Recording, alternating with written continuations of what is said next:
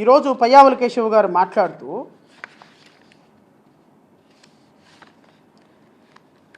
Date 6/7/2024 12/7/2024లో 6/7/2024 12/7/2024లో వీళ్ళు మొదటిసారిగా AR dairy అనేటువంటి ఒక ట్యాంకర్ తిరుమల తిరుపతి దేవస్థానంలోకి వచ్చి ఆగినప్పుడు దాంట్లో నుంచి ఒక శాంపిల్ 4 శాంపిల్స్ బయటకు తీశారండి. 6/7/2024 12/7/2024 6/7/2024 12/7/2024లో తీసినటువంటి శాంపిల్స్లో నుంచి తీసినటువంటి నెయ్యి శాంపిల్ వచ్చింది ఈ ప్రభుత్వం యొక్క హయాంలో. ఈ ప్రభుత్వం అధికారంలోకి వచ్చి అప్పటికి నెల రోజులు అవుతుంది. నెల రోజులు అయిన తర్వాత మీ ప్రభుత్వంలో ఏఆర్ డైరీ అనేది మొట్టమొదటిసారిగా 12/5/2024లో అప్రూవ్ అయింది ఈ రాష్ట్రానికి నెయ్యి సప్లై చేయడానికి. మే నెలలో అప్రూవ్ అయినటువంటి కంపెనీ జూలై నెలలో 4 ట్యాంకర్లు నెయ్యి తీసుకొస్తే దాంట్లో నుంచి శాంపిల్ డ్రా చేసి 6/7/2024 12/7/2024 ఏఆర్ డైరీ నుంచి తీసుకొచ్చి TTD warehouse godown number 4 Tirumala దగ్గర నుంచి శాంపిల్ పంపించారు. ఎవరికి పంపించారు? ఎన్డీడీబీ ల్యాబ్ గుజరాత్కి పంపించారు. తెలుగుదేశం హయాంలో వచ్చినటువంటి గీ ట్యాంకులో నుంచి 4 శాంపిల్స్ తీసి గుజరాత్ పంపించారు. NDDB report. ఈ ఎన్డీడీబీ రిపోర్టు అంటే ఈ ఎన్డీడీబీ అనేది ఒక ఫుడ్ ప్రోడక్ట్స్ని పరీక్షించేటువంటి ఒక కేంద్రం గుజరాత్లో ఉంటుంది. ఇది 12/7/2024 శాంపిల్ డ్రా చేశారు. దీన్ని గుజరాత్కి 17/7/2024 పంపించారు. ఎనాలిసిస్ దీని మీద కంప్లీట్ అయింది 23/7/2024. ఇది NDDB CALF calf report which was received by the state government. ఈ రిపోర్టు జనరేట్ అయింది కూటమి ప్రభుత్వంలో. ఈ రిపోర్ట్లోని నెయ్యిని టెస్ట్ చేసింది కూటమి ప్రభుత్వంలో. ఈ రిపోర్ట్లోని నెయ్యి వచ్చింది కూటమి ప్రభుత్వంలో. సో 23/7/2024 ఎనాలిసిస్ కంప్లీట్ అయిన తర్వాత ఈరోజు పయ్యావుల కేశవ్ చెప్పేది ఏంటి అంటే అసలు ఇది నెయ్యి కాదు, అది అసలు పాలు కాదు, ఒక సింథటిక్ నెయ్యి, కెమికల్స్ కలిపినటువంటి నెయ్యి, దీంట్లో వెన్న లేదు, పాలు లేదు, కేవలం ఒక రసాయనాలు కలిపినటువంటి ఒక నెయ్యిని తయారు చేశారు అని ఈరోజు గౌరవ పయ్యావుల కేశవ్ గారు ఫైనాన్స్ మినిస్టర్ గారు ఒక పర్సనల్గా అంటే సిట్టుని కాదని FSSAI ఫుడ్ ఇన్స్పెక్టర్ భారతదేశంలో అత్యున్నతమైనటువంటి FSSAI అధికారులను కాదని ఈయన పర్సనల్గా ఇన్వెస్టిగేషన్ చేస్తే ఈయనకి తెలిసినటువంటి ఒక రిపోర్ట్ ఉంటా. ఇది sit రిపోర్టా, Payyavula Keshav రిపోర్టా?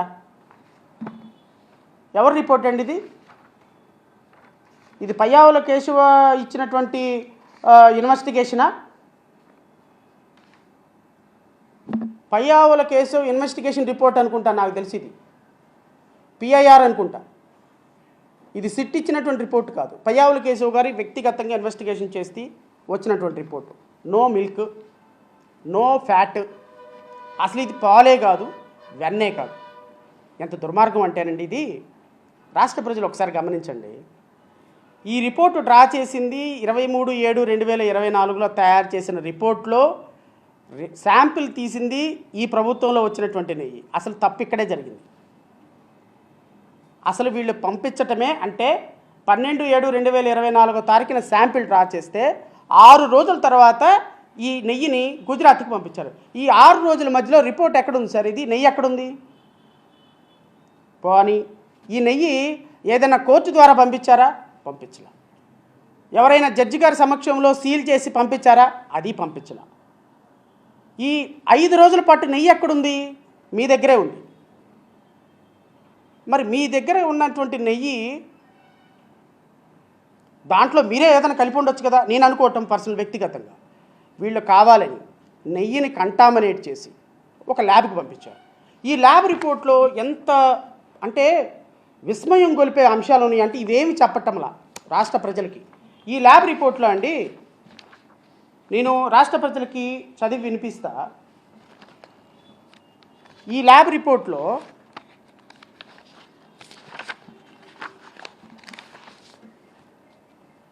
Milk fat అంటే వీళ్ళు ఫ్రీ ఫ్యాటీ యాసిడ్ టెస్ట్ చేశారు. ఆల్మోస్ట్ ఆల్ వీళ్ళు పంపించిన శాంపిల్ 52 రకాల టెస్టులు చేశారండి. ఈ ఈ ఈ ఈ గీకి 52 టెస్టులు చేశారు. ఈ గీకి 52 టెస్టుల్లో నేను మొదటి 3 టెస్టులే మీకు చెప్తా. 52 టెస్టుల్లో ఒకటి ఫ్రీ ఫ్యాటీ యాసిడ్, ఇది ఉండాల్సింది. ఈ ఫ్రీ ఫ్యాసిడ్ టెస్ట్ ఒకటి చేశారు. 2 milk fat acid. Milk fat acid అంటే కాలం నెంబర్ 3లో మిల్క్ ఫ్యాట్ ఎంత ఉందని కూడా టెస్ట్ చేశారు. ఈ మిల్క్ ఫ్యాట్ టెస్ట్ చేస్తే ఈ మిల్క్ ఫ్యాట్ 99.618 రిమార్క్స్లో 99.618% ఉంది. అసలు ఉండాల్సిన పర్సంటేజ్ ఎంత? 99.500. అంటే ఒక చిన్న 99.1%లో ఒక 1% మిల్క్ ఫ్యాట్ ఉండాల్సిన దానికి మించి కొంచెం ఎక్కువ ఉంది. అసలు మిల్కే లేని చోట మిల్క్ ఫ్యాట్ ఎందుకు ఉంటుంది? అంటే నెయ్యిలో మీ ప్రకారంగా అసలు మిల్క్ లేదు, నెయ్యిలో మీ ప్రకారంగా వెన్న లేదు, నెయ్యిలో మీ ప్రకారంగా పాలు లేదు. పాలు లేని చోట మిల్క్ ఫ్యాట్ ఎందుకు వస్తుంది సార్? అది కూడా 99.9% మిల్క్ ఉంది, మిల్క్ ఫ్యాట్ ఉంది దాంట్లో. ఈ మూడో కాలం 4లో butyro refractometer reading at 40% degree Celsius ఉండాల్సింది 43.400 ఉందండి. ఇది 44.400 ఉండాలి. ఇది పాలల్లో వెన్న శాతాన్ని కొలిచేటువంటి పరికరం. అరే, పాలల్లో వెన్న శాతం ఉండాల్సిన దానికంటే 1% ఎక్కువే ఉంది కదా. అసలు మీరు పాలు లేవు, నెయ్యి లేదు, వెన్న లేదు, అసలు ఏమీ లేదని ఇది ఒక సింథటిక్ నెయ్యి, టాయిలెట్లో కలిసే నెయ్యి అని చెప్పేటువంటి దుస్సాహసం చేయటానికి మీకు అధికారం ఎక్కడుంది? పయ్యావుల కేశవ్ గారు, ముఖ్యమంత్రి చంద్రబాబు నాయుడు గారు, పవన్ కళ్యాణ్ గారు, అసలు మీరు ఏం మాట్లాడుతున్నారు? రాష్ట్ర ప్రజలకి ఎందుకు? నేను యాక్చువల్గా ఇవన్నీ రాష్ట్ర ప్రజలకు చెప్దాం అనుకున్నా. సరే, మరీ డీటెయిల్గా వెళ్ళిపోతే కరెక్ట్ కాదు, ఇది కోర్టు కాదు ఆర్గ్యుమెంట్ చెప్పడానికి. మరీ పీస్ మెయిల్ చేయటం దేనికి? ఇప్పటికే నెత్తి నోరును చెంగేసుకొని ఏడుస్తున్నారు ఈ కూటమి నాయకులు. ముఖ్యమంత్రి చంద్రబాబు నాయుడు, నారా లోకేష్ గోల పెట్టేస్తున్నారు, ఏంటి ఇట్ట జరిగిపోతుంది అని. ఇంకా వద్దు, మనం ఇవన్నీ చెప్పి వాళ్ళని బదనాం చేయటం ఎందుకు అని చెప్పి నేను కొంత రిస్ట్రెయింట్ పాటించి, ఎందుకంటే వాళ్ళు ఆగుతారేమో అని. ఓటమిలో వారికి నేను చెప్పాల్సిన రిక్వెస్ట్ చెప్పా, సార్ ఇంకొద్దు, ఆపేయండి. ఇది రాష్ట్ర ప్రజలకి వెళ్ళింది అంటే చాలా ఇబ్బందికరమైన పరిస్థితి వస్తుంది. దీని మీద ఎంత డిస్కషన్ తగ్గిస్తే అంత మంచిది.